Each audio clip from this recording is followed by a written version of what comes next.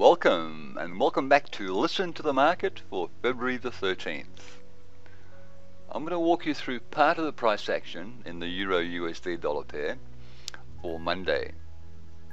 Looking through the eyes of the L.I.V.E.T setups and the L.I.V.E campaign management rules and concepts, I'm sure some of the ideas will start to fall into place. One of the questions that I have been asked by a viewer is what should you do when a setup occurs outside the optimal profit window in applying the top-down approach. And as you may recall, the top-down approach simply is looking for a setup in the 60-minute or the 1-hour time frame, so that gives you the direction, looking for confluence in the 30-minute view, the 30-minute chart, and your action points being taken from the 15-minute chart, at least initially.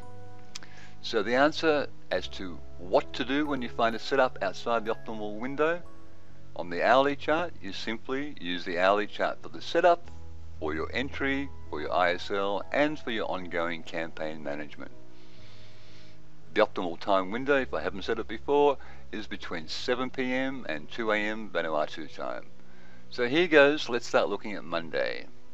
First things first, you always mark the previous day's lows on the chart and the previous day's highs. The market does respect and does remember these price levels. Second thing, you sit down with your daily chart through the eyes of the L.I.V.E concepts and say, okay, what is the message for trading today?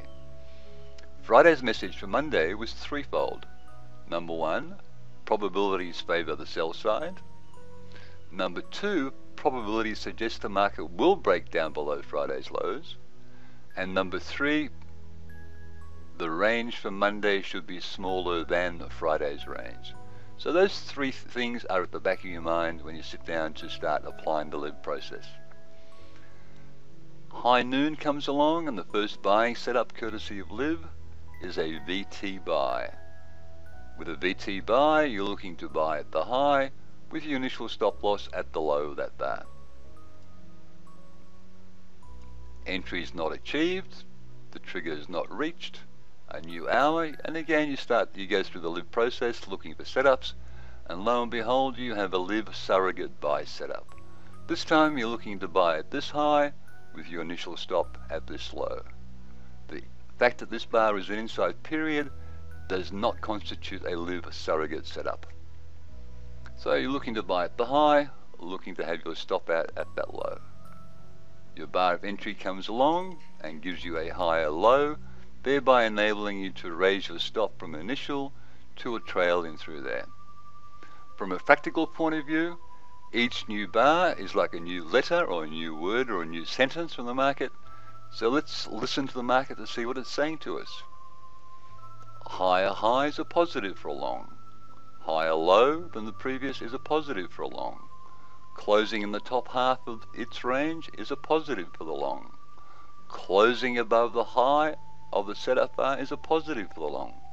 So far we have a whole bunch of positives from the market. One large negative is the fact that the range is smaller than the previous bar's range. What can we do with that? We could exit the market for a break-even campaign. The risk was acceptable when we took on board the campaign there. Why not just raise it to a TSL and sit back and see what the next hour brings? Next hour brings a smile to your face, I'm sure. You haven't been stopped out, you have a higher low, you can raise your stop loss, your trailing stop loss, still not quite at break even. Part of the L.I.V.E rules of campaign management, because this bar is a promise of higher highs, you go straight to a break-even stop loss, thereby making this a risk-free campaign. So you had your surrogate buy there, period 1 was the entry with a trail there, period 2 you're already at break-even, no risk to your account. Next bar gives you a higher low, thereby enabling you to raise your break-even stop loss to a trail, locking in some profits. We still haven't broken those highs, let alone the highs from the previous day. This is period 1, 2, 3 of the long campaign. Next bar comes along, higher low, so now we can lock in about a 0.75R return on this long campaign. It's 5 o'clock in the afternoon, 2 hours before the best window, the optimal window starting at 7 o'clock. This bar itself is an RT cell of that setup. So we have a legitimate selling setup. A RT cell requires a cell timing tool, and the L.I.V.E.T.M arsenal has 5 cell timing tools. This is one of them. So all systems go. This would be a stop and reverse from the long position into a short position. Thank you, Windows. Go. As you were, an RT cell with a cell timing tool, all systems go. 2 hours before the 7 o'clock kickoff time. That's close enough to start looking at the 30-minute view. The 30-minute view is a pivot point cell, part of a fake out cell, so in line with the 60-minute view. The low of the 30-minute is the same low as the 60-minute. So simply, you're looking to go short on the break of this bar's low. Let's see what happened. Next half hour sees the low broken. The trigger level to go short hasn't been activated, courtesy of the formula that I use to calculate the actual entry levels and ISL levels. So looking at the chart, yes, should be short.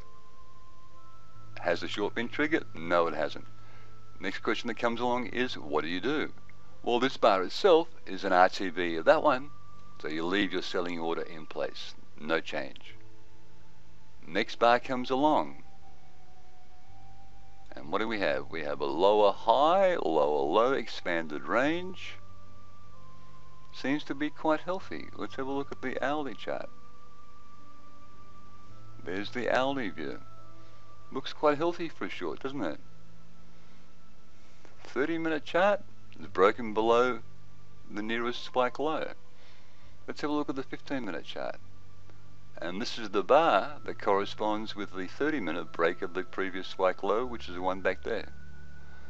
The 15-minute chart clearly shows you the sellers are running out of steam, courtesy of the smaller range, notwithstanding the lower low and the lower high.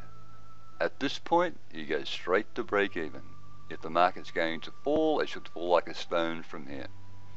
And sure enough, you can see on the 15-minute chart, fall we didn't. We broke the lows, thereby fulfilling that promise of lower lows, fulfilling this promise of lower lows, and turn straight back up again. So these two examples show you what you can do when you're operating outside the idealized time window. I do urge you to ask your questions via the comments section in YouTube, and that way we can make this a two-way boulevard instead of a one-way street. Thanks for watching. Catch you next time.